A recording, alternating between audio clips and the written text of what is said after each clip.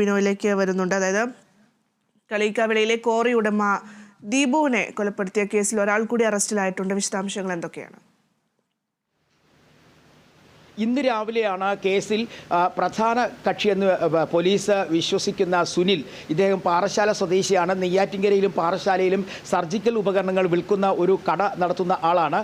ഇയാൾ നേരത്തെ ഈ കേസിലെ പ്രധാന പ്രതിയായ അമ്പിളിക്ക് കൊലപാതകത്തിന് ആവശ്യമായ സർജിക്കൽ ബ്ലേഡും ഒപ്പം ക്ലോറോഫാം അതുകൂടാതെ കയ്യുറകൾ നൽകിയെന്നാണ് പ്രതി അമ്പിളി പോലീസിനോട് സമ്മതിച്ചത്. ഇതിൻ്റെ അടിസ്ഥാനത്തിൽ അന്വേഷണം ആരംഭിച്ചപ്പോൾ തന്നെ സുനിൽ ഒളിവിൽ പോയിരുന്നു. പിന്നീട് സുനിലിൻ്റെ 2 സർജിക്കൽ കടകളിലും പ്രത്യേക പോലീസ് സംഘം അന്വേഷണം നടത്തി വിവരങ്ങൾ ശേഖരിച്ചിരുന്നു. എന്നാൽ ഒന്നും തന്നെ കിട്ടിയില്ല.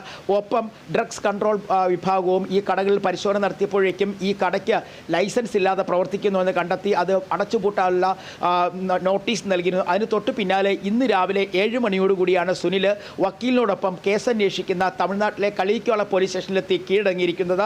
പ്രതിയെ ഇനി കൂടുതൽ ചോദ്യം ചെയ്യേണ്ട സാഹചര്യമുണ്ട്. കാരണം അമ്പിളി ഇപ്പോഴും റിമാൻഡിലാണ്, ജയിലിൽ കഴിയുകയാണ്. അമ്പിളിയെ കൂടി കസ്റ്റഡിയിൽ വാങ്ങിച്ചതിന് ശേഷമായിരിക്കും 3 പേരെയും, അതായത് അമ്പിളി ഒപ്പം അമ്പിളിയെ കളിയിക്കാവിളയിൽ എത്തിക്കുന്നതിന് വേണ്ടി സഹായിച്ച പ്രദീപ് ചന്ദ്രൻ, സുനിലിൻ്റെ സുഹൃത്ത്, ഒപ്പം സുനിൽ, അങ്ങനെ ഈ കേസുമായി ബന്ധപ്പെട്ട 3 പേര് അറസ്റ്റിലായി കഴിഞ്ഞിരിക്കും. എന്നാൽ കൊലപാതകത്തിലേക്ക് നയിച്ച കാര്യത്തെക്കുറിച്ചുള്ള ഒരു വ്യക്തത ഇനിയും പോലീസിന് ലഭ്യമായിട്ടില്ല എന്നുള്ളതാണ് ഏറ്റവും ശ്രദ്ധേയമായ കാര്യം. പലപ്പോഴായി അമ്പിളി പറഞ്ഞത് ദീപുവിന് വലിയ തരത്തിലുള്ള ഒരു കടബാധ്യത ഉണ്ടായിരുന്നു. ഏകദേശം 3 കോടിയോളം രൂപയുടെ കടബാധ്യത. ആ കടബാധ്യത തീർക്കുന്നതിന് വേണ്ടി ഒരു LIC ലൈഫ് ഇൻഷുറൻസിൻ്റെ ഒരു പദ്ധതിയിൽ അദ്ദേഹം ചേർന്നിരുന്നു. ആ ലൈഫ് ഇൻഷുറൻസ് കിട്ടുകയാണെങ്കിൽ കടബാധ്യത തീരും. അതിൻ്റെ ഭാഗമായി താൻ കൊല നടത്തണം എന്ന് അമ്പിളിയോട് ആവശ്യപ്പെട്ടു. അതേ അമ്പിളി എന്ന സജീവമാനോട് ആവശ്യപ്പെടുന്നു. അതിൻ്റെ അടിസ്ഥാനത്തിലാണ് താൻ കൊല നടത്തിയെന്നും ദീപു ആവശ്യപ്പെട്ടതിനാലാണ് കൊല നടത്തിയതെന്നായിരുന്നു അമ്പിളി ഇപ്പോഴും അവസാനം വരെയും പറഞ്ഞു വയ്ക്കുന്നത്. എന്നാൽ ഇത് പോലീസ് അംഗീകരിക്കുന്നില്ല. ഒരിക്കൽ പോലും ഇത്തരത്തിലൊരു കൊലപാതകത്തിലേക്ക് കാര്യങ്ങൾ നീങ്ങില്ല എന്ന് തന്നെയാണ് പോലീസും മനസ്സിലാക്കുന്നത്. കാരണം ദീപുവിൻ്റെ ഭാര്യ ഉൾപ്പെടെയുള്ളവരെ കളിയിക്കാവിള പോലീസ് 2 പ്രാവശ്യം വിളിച്ച് മൊഴിയെടുത്തിരുന്നു. ആദ്യം കളിയിക്കാവിള പോലീസ് ദീപുവിൻ്റെ മലയങ്കീഴുള്ള വീട്ടിലെത്തി മൊഴിയെടുത്തു. രണ്ടാമത് ദീപുവിൻ്റെ ഭാര്യയെ കളിയിക്കാവിള പോലീസ് സ്റ്റേഷനിലേക്ക് വിളിച്ചു വരുത്തി വിശദമായ മൊഴിയെടുക്കൽ നടത്തിയിരുന്നു. അന്നൊന്നും തന്നെ ദീപു ഇത്തരത്തിൽ ഒന്നും തന്നെ പറഞ്ഞിട്ടില്ല, അല്ലെങ്കിൽ കടബാധ്യതകളെക്കുറിച്ച് പറഞ്ഞിട്ടില്ല. അതേസമയം ദീപുവിൻ്റെ ഭാര്യ പോലീസ് നൽകിയ മൊഴിയിൽ പറയുന്നുണ്ടായിരുന്നു പാറക്കോറി ഇടപാടുമായി ബന്ധപ്പെട്ട ചില ആളുകളുടെ ഭാഗത്തു നിന്നും ദീപുവിനെതിരെ വലിയ തരത്തിലുള്ള ആരോപണങ്ങൾ ഉണ്ടായിരുന്നു, ഭീഷണി ഉണ്ടായിരുന്നു. അത്തരം ഭീഷണി നിലനിന്ന സാഹചര്യത്തിലാണ് ഒരു മണ്ണുമാന്തി യന്ത്രം വാങ്ങുന്നതിന് വേണ്ടി കോയമ്പത്തൂരിലേക്ക് പോകുന്നതും സ്വന്തം കാറിൽ ഒപ്പം 10 ലക്ഷം രൂപയും ഉണ്ടായിരുന്നു. കൊല നടത്തിയതിനു ശേഷം ഈ 10 ലക്ഷം രൂപ അമ്പിളി കൈക്കലാക്കുകയും അത് പിന്നീട് വീട്ടിൽ ഒളിപ്പിക്കുകയും ചെയ്തിരുന്നു. പോലീസ് നടത്തിയ അന്വേഷണത്തിൽ അമ്പിളിയുടെ